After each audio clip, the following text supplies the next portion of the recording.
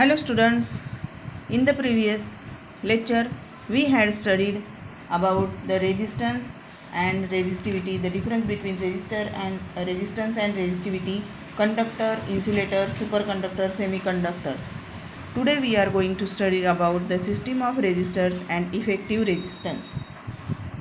A resistor is a two-ended component having a given amount of resistance between two ends. समजा हे two ends आहे, याला आपण नाव देऊ सी आणि डी. या टू एंड्समध्ये जेवढा रेजिस्टन्स असणारे त्याला म्हणतात रेजिस्टन्स. म्हणजेच काय, रेजिस्टन्स म्हणजे काय, अ सबस्टन्स हॅविंग स्पेसिफिक रेजिस्टन्स. एखाद्या सबस्टन्समध्ये जेवढा रोध असणारे त्यालाच रेजिस्टर्स असे म्हणतात. तर रेजिस्टर्स इन सिरीज. तर या ठिकाणी बघा इलेक्ट्रिक सर्किट आहे.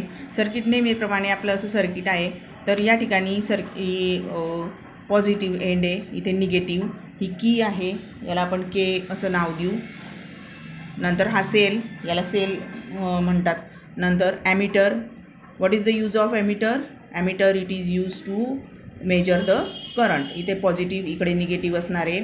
त्यानंतर हे voltmeter. Voltmeter it is use to measure the potential difference PD. आणि it is parallel to the resistance. हा रेजिस्टन्स आहे. रेजिस्टन्स इथे सिरीजमध्ये आपण 3 रेजिस्टन्स लावलेले आहे, म्हणून याला आपण नाव देऊ R1, R2 and R3. Voltmeter इथं का लावलं आहे? Because it is parallel to resistance. हे रेजिस्टन्सला पॅरलल असतं. पोटेन्शियल डिफरन्स कसा फिरत असतो? What is the flow of potential? It is high potential to lower potential. म्हणजे पॉझिटिव्ह टू निगेटिव्ह. इकडून पॉझिटिव्ह टू असा फ्लो असणार आहे, पॉझिटिव्ह टू निगेटिव्ह. अशा पद्धतीने करंट हा फ्लो होणार आहे. It is the flow of PD. आता हे रेजिस्टन्स आपण R1, R2, R3 हे सिरीजमध्ये लावलेले. These 3 resistors R1, R2, R3 are connected in series in a circuit, and you can see that the end of the 3 resistors are connected to that they follow one after other in a single line. या single लाईनमध्ये एकानंतर एक आपण असे लावलेले आहे. म्हणजेच ते काय आहे, these resistors are said to be connected in a series. In such an arrangement the same current flow through each resistors. याच्यामध्ये आपण एवढंच लक्षात ठेवायचं आहे की करंट कसा होतोय, current remains same and potential difference means PD is different.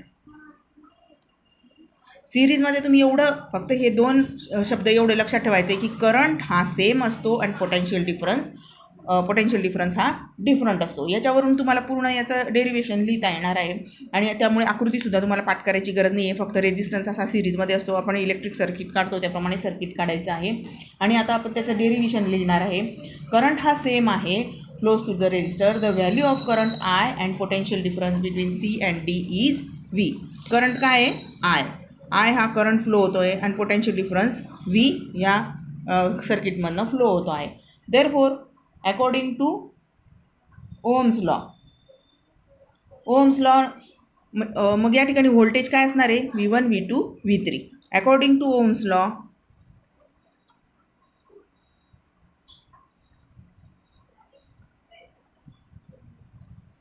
Law काय आहे? R is equal to V upon I. एकच फॉर्म्युला तुम्ही लक्षात ठेवायचा आहे. V is equal to R multiply I, किंवा I is equal to R upon V. असे वेगवेगळे फॉर्म्युले तुम्ही लक्षात ठेवू नका. R is equal to V upon I एकच लक्षात ठेवा formula. Resistance is equal to V upon I. तुम्हाला जो सोपा पडेल गो, आणि मग आपल्या लागेल त्या अरेंजमेंटनुसार आपण तो फॉर्म्युला ॲडजस्ट करून घ्यायचा. आता या ठिकाणी व्होल्टेज काय आहे? Potential difference.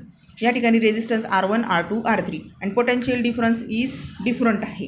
म्हणून potential difference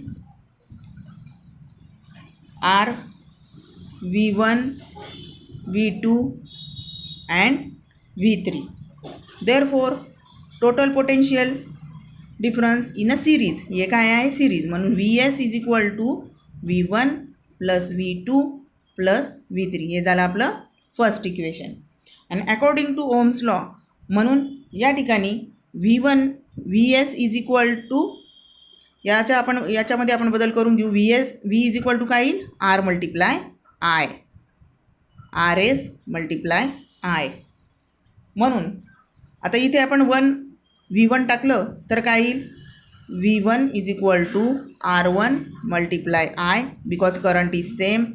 V2 is equal to R2 multiply I and V3 is equal to R3 multiply I. म्हणजे ज्यावेळी व्होल्टेज V3 असेल, रेजिस्टन्स हा R3 आहे. यावरून करंट हा सेम आहे. मग V is equal to R I. म्हणून या ठिकाणी आपण किंमत टाकणार आहे R S I is equal to R1 I plus R2 I plus R3 I. Because V हा कॉमन आहे म्हणून तो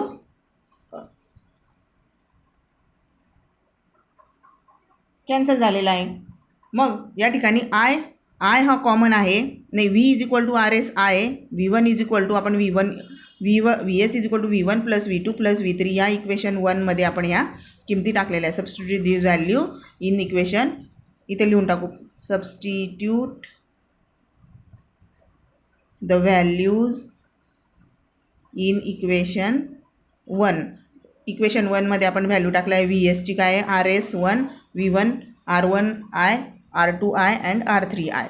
याप्रमाणे इथे इथून आय आपण कॉमन काढला तर काय शिल्लक आहे, RS is equal to R1 plus R2 plus R3. If n resistors are connected in series then, जर n असे आपण 1 2 3 लावले, असे अनंत आपण भरपूर लावले, n संख्या इतके लावले तर काय होईल equation, R1 plus R2 plus R3 dot dot dot RN plus RN. अशा प्रकारे म्हणजे तुम्ही किती पण त्यामध्ये रेजिस्टन्स लावू शकता. यावरून आपल्याला कॅरेक्टरिस्टिक्स आपल्याला परीक्षेमध्ये येतात 3 मार्काला किंवा 5 मार्काला पूर्ण, मग डेरिव्हेशन आणि कॅरेक्टरिस्टिक्स असं पूर्ण लिहायचे असतात. तर कॅरेक्टरिस्टिक्स लक्षात ठेवायचे बघा. Total the same current flow through the resistors. याच्यामध्ये करंट हा काय आहे, सेम आहे. बघा पहिलं वाक्य काय लक्षात ठेवायचं आहे, current is the same in the circuit and the resistance of the resistor is equal to sum of their individual resistance. आणि जो रेजिस्टन्स आहे equal, total resistance is equal to the sum of the individual resistance. म्हणजे total resistance जो इंडिव्हिज्युअलच्या रेजिस्टन्सची काय असते, बेरीज असते. The potential difference between the 2 extremes of arrangement is equal to sum of potential difference across individual resistors. आणि potential difference पण, टोटल पोटेन्शियल डिफरन्स हा पोटेन्शियल डिफरन्स इंडिव्हिज्युअल पोटेन्शियल डिफरन्सची सम असते. म्हणूनच जेव्हा हा जो टोटल रेजिस्टन्स आहे तो इंडिव्हिज्युअल रेजिस्टन्सपेक्षा जास्त नसणार आहे. समजा या ठिकाणी आपण रेजिस्टन्स 1 म्हणू, मग या ठिकाणी 2 3 1 2 3, मग टोटल रेजिस्टन्स काय येईल, 1 प्लस 2 प्लस 3 म्हणजेच किती आला, 6.